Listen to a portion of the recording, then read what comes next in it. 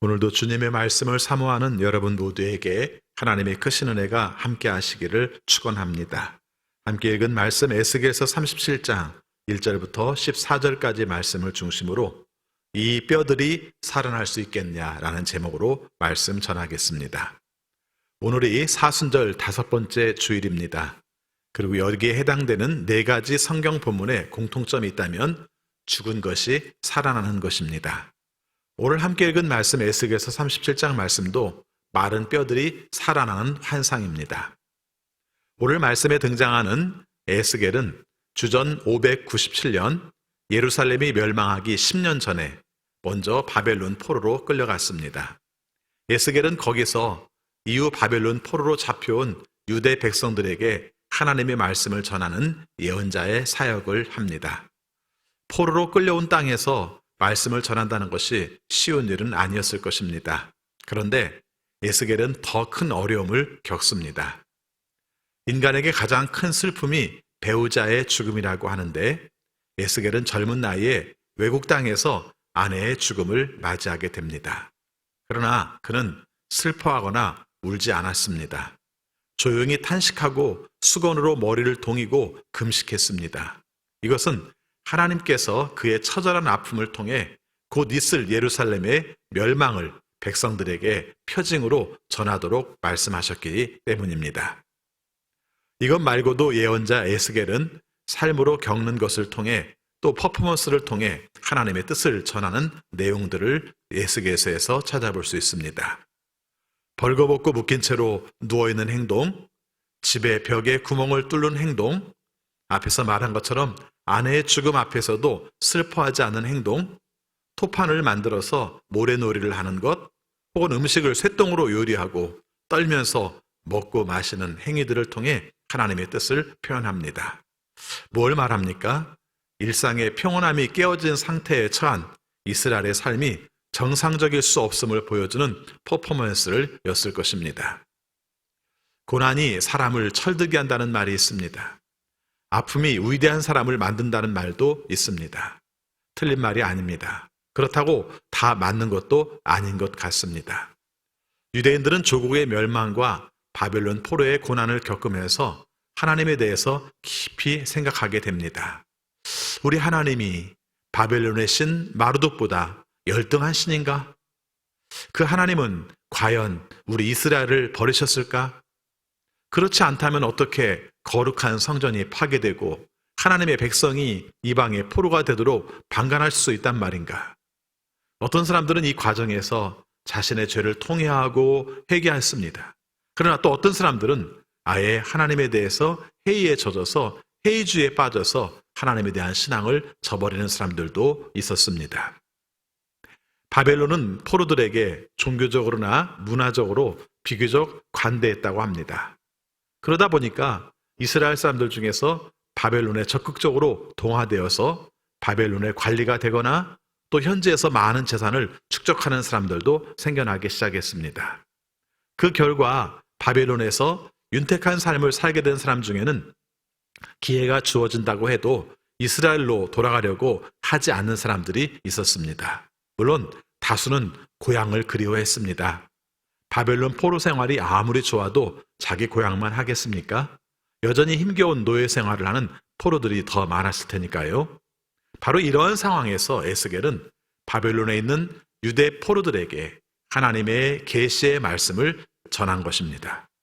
그는 하나님께서 그들을 반드시 고향으로 돌아가게 하실 것이라는 하나님의 약속을 전했고 하나님의 선민으로서 이스라엘이 마땅히 희망 안에서 인내하고 신앙을 굳건히 지켜야 될 것을 독려했습니다. 그러나 소망을 잃어가는 사람들에게 소망을 확신시키는 일은 결코 쉬운 일이 아닙니다.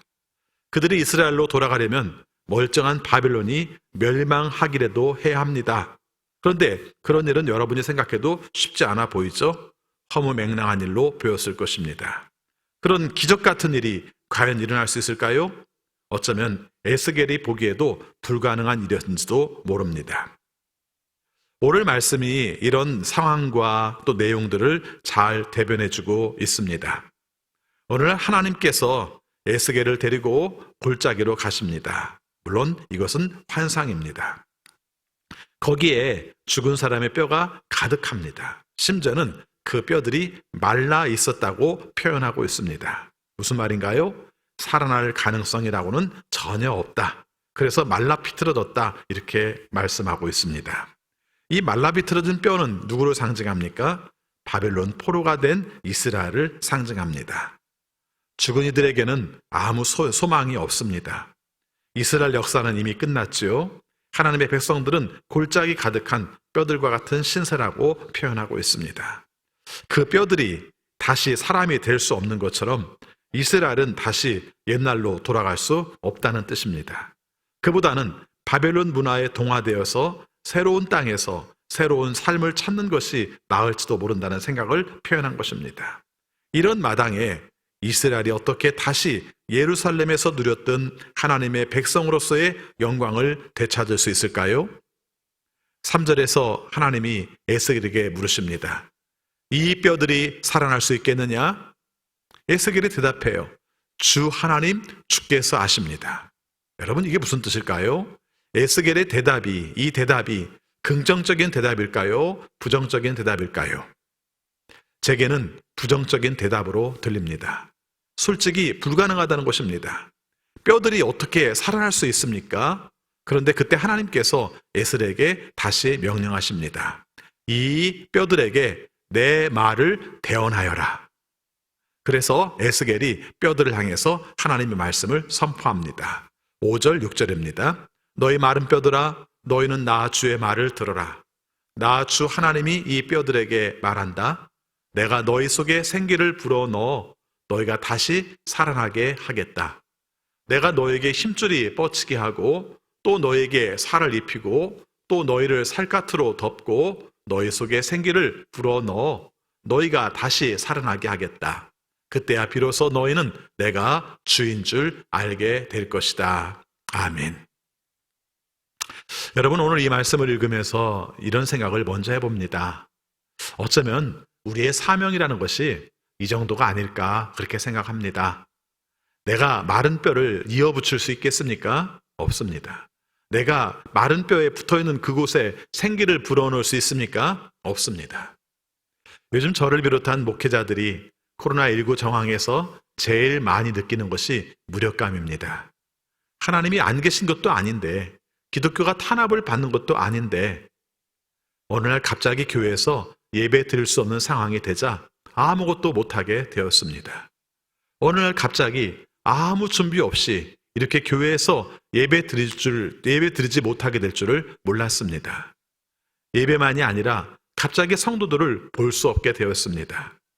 성도님들에게 뭔가 해주는 존재로 생각하며 살았는데 지금 아무것도 해줄 수 없는 상태가 되고 말았습니다. 그래서 누구를 고립시키지 않았음에도 불구하고 고립감에 젖어 있어요. 이게 사람입니다. 그런데 아무것도 할 수 없다고 하지 맙시다. 사실 우리가 뭘 한다고 하는 그 무엇이 실제 무엇을 할 수 있기는 했습니까? 다만 오직 한 가지 좀 더 평안했던 상황이나 좀 더 불안정한 상황이나 오직 한 가지 할 수 있는 것은 사실 하나님의 말씀을 듣는 것이고 하나님의 말씀을 전하는 것뿐입니다. 성경대로 말한다면 마른 뼈에게 하나님의 말씀을 대언하라. 이것 이외에는 우리가 할 수 있는 것이 없는 것이죠. 오늘 하나님께서 에스겔에게 말씀하신 것처럼 마른 뼈에게 대언하라 라고 말씀하셨다면 하나님은 우리에게도 똑같이 말씀하십니다. 마른 뼈에게 대언하라. 내가 보기에는 살아날 것 같지 않지만 하나님께서 그렇게 말씀하시니 그렇게 믿고 그렇게 대언하는 겁니다. 우리의 삶, 우리의 미래가 별 가능이 없어 보인다 할지라도 하나님께서 세우시겠다고 말씀하시면 우리는 대언하는 겁니다. 에스겔처럼요. 신앙생활은 가능성으로 하는 것이 아닙니다. 그저 하나님 말씀 하나 믿고 사는 겁니다. 때로 무모해 보여도 하나님께서 하기 원하시면 합니다. 오직 거기에 희망이 있고 살리는 역사가 있는 겁니다. 우리 한번 같이 외쳐보겠습니다. 하나님은 살리시는 분이십니다.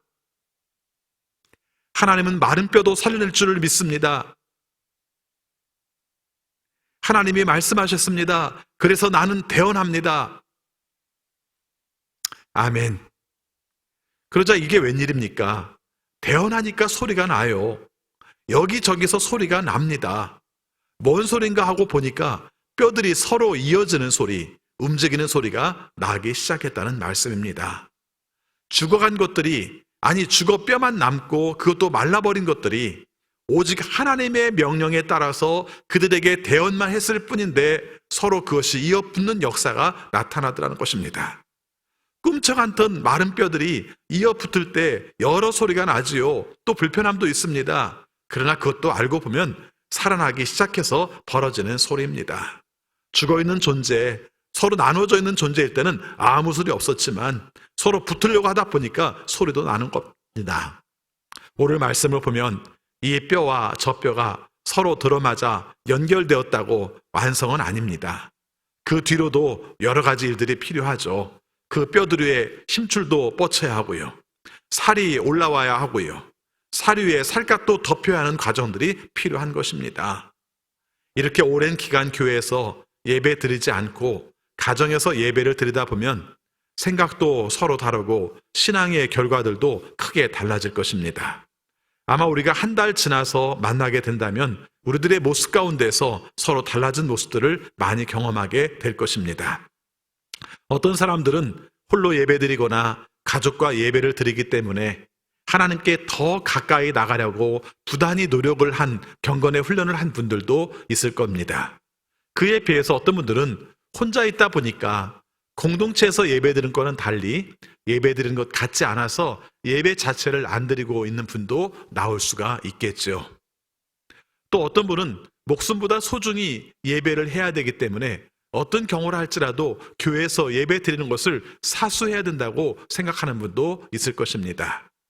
그런가 하면 어떤 분은 내 목숨을 바쳐 예배 드리는 것은 괜찮은데 나로 인하여 예배하는 공동체로 인하여 이웃에게 감염의 통로가 되면 안 되기 때문에 교회에서 예배 드리지 않아야 된다고 생각하는 분도 계실 것입니다. 다 뼈들이 서로 달라붙는 여러 가지 소리라고 생각합니다. 저는 이렇게 말씀드리겠습니다. 우리가 어떤 상황에서 어떤 생각을 하든지 우리는 하나님의 대언 앞에 서 있을 뿐입니다. 우리가 서로 입장과 생각을 가지고 있다 할지라도 이것은 하나님의 대언 앞에서 뼈와 뼈들이 서로 이어 달라붙는 소리라고 여기시기 바랍니다. 힘줄이 오르고 살이 생기고 가죽이 덮이는 과정으로 여기시기 바랍니다. 이러는 과정에 왜 갈등이 없겠습니까? 왜 고통이 없겠습니까? 그러나 이 과정이 결국은 변화의 길로 가는 것이라는 것을 믿고 그렇게 살아가시는 여러분들이 되시기를 바라겠습니다. 자, 뼈와 뼈가 서로 들어맞아 연결되었습니다. 뼈에 힘줄이 생기고 살이 올랐습니다. 그 위에 가죽이 덮였습니다. 순식간에 뼈들이 수많은 사람이 되었습니다. 하지만 그들이 아직 온전한 사람들은 아니었습니다. 요즘식으로 표현하면 꼭 좀비 같았을 것입니다. 좀비, 살아있는 시체를 이르는 말입니다. 지금 에스겔의 환상에 나오는 이 대상이 바로 그 살아있는 시체와도 같았을 것입니다. 온전한 사람이 아니기 때문입니다. 왜냐하면 그 안에 인간의 본질이라고 할 수 있는 하나님의 생기가 없기 때문입니다. 그때 하나님께서 에스겔에게 생기를 향해 대언하라고 말씀하십니다. 에스겔이 그렇게 합니다. 사방에서 생기가 와서 죽은 뼈에 생명을 불어넣기 시작합니다. 그런데 어디서 많이 들어본 말 같지 않습니까? 네, 맞습니다. 창세기 2장에서 하나님께서 흙으로 사람을 빚으시고 하나님께서 사람의 코에 생기를 불어넣었다라고 말씀하신 내용과 굉장히 비슷한 장면입니다. 사람이 되려면 하나님의 생기가 있어야 하는데 그 모습과 여기서 마찬가지로 그 생기를 바로 하나님께서 불어넣으셨다고 말씀하십니다. 어쩌면 창세기 2장에서 말하고는 하나님의 형상을 따라 사람을 만드셨다고 말씀하셨을 때 이 하나님의 형상은 하나님의 생기, 하나님의 바람이었을지도 모릅니다. 마른 뼈 같은 우리, 모양은 갖추어졌으나 생기가 없는 좀비 같은 우리에게 하나님의 영이, 성령이 오실 때 우리가 진정 살아있는 생명체, 하나님의 형상을 회복하는 존재가 된다는 말씀입니다. 혹시 우리의 모습이 좀비 같지는 않습니까? 육신의 모습으로는 살아있다고 할 수 있지만 하나님의 생기를 느끼지 못한 채 살고 계시지는 않습니까? 아니, 어쩌면 우리가 생기 없는 존재라는 것마저도 느끼지 못한 채 지금 움직여 있고 있지는 않습니까?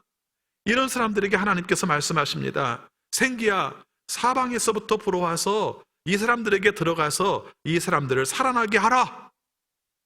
지금이야말로 하나님의 생기, 성령의 역사가 절실하게 필요한 때입니다. 깨어 있어서 생기의 은혜, 성령의 능력을 체험하는 여러분들이 되시기를 바라겠습니다.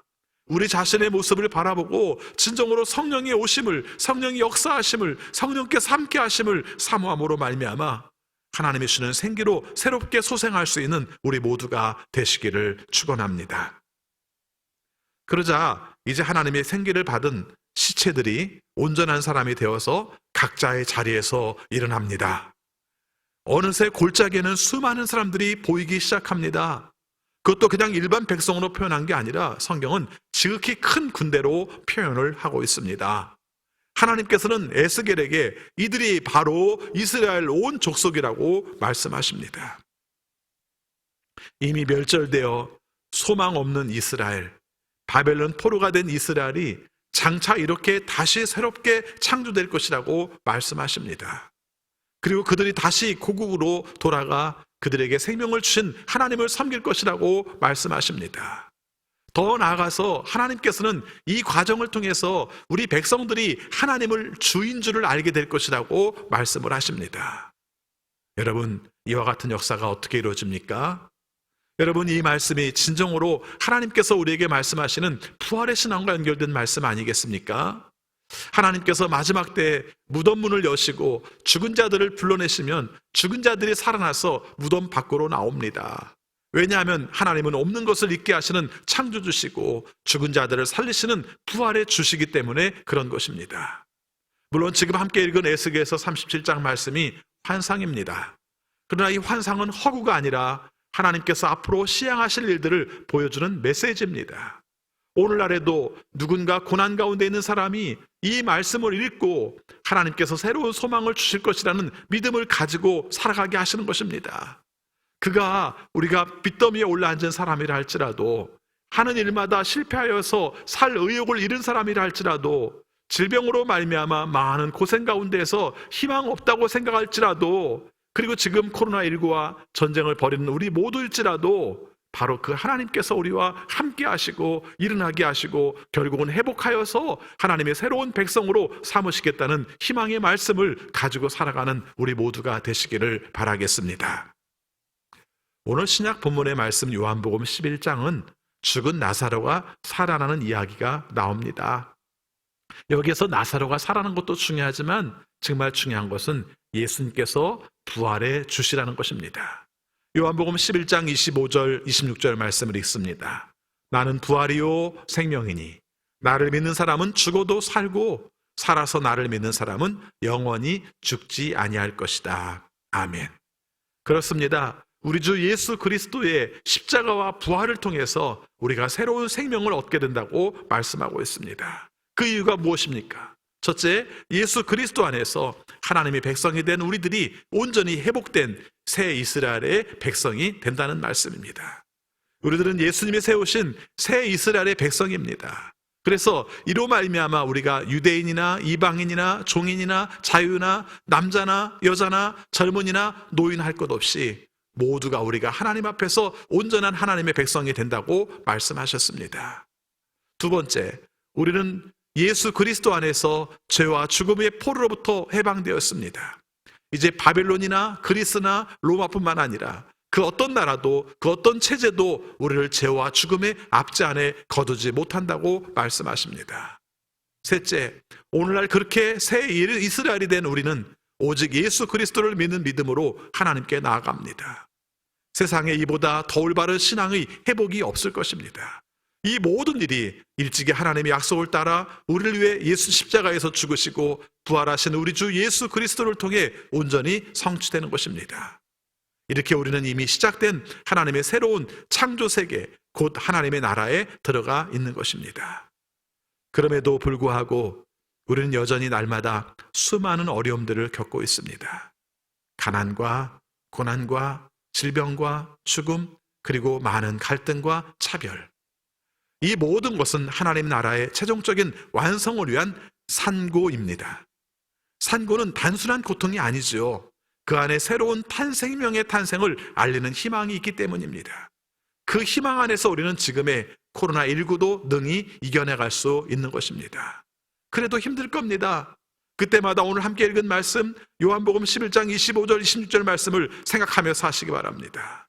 우리 주님이 말씀하십니다. 나는 부활이요 생명이니 나를 믿는 자는 죽어도 살겠고 무릇 살아서 나를 믿는 자는 영원히 죽지 아니할 것이다 하는 말씀을 믿고 그 말씀으로 말미암아 믿습니다 주님 화답하며 우리가 한 주간도 믿음으로 승리하는 여러분들이 되시기를 축원합니다. 기도하겠습니다. 아버지 하나님, 오늘 우리의 현실과 똑같은 모습을 환상으로 보여주셨습니다. 골짜기에 마른 뼈들만 가득한 상태, 그래서 그것이 아무것도 할 수 없다고 생각하는 상태. 근데 그곳에서 하나님께서 말씀하십니다. 대언하여라. 그들에게 대언하여라 라고 말씀하실 때 뼈와 뼈들이 이어붙는 것을 보았습니다. 그리고 그 위에 우리가 살갗이 붙고 힘줄이 붙고 그리고 피부가 생겨서 하나님이 원하시는 모습으로 세워지는 것을 보았습니다.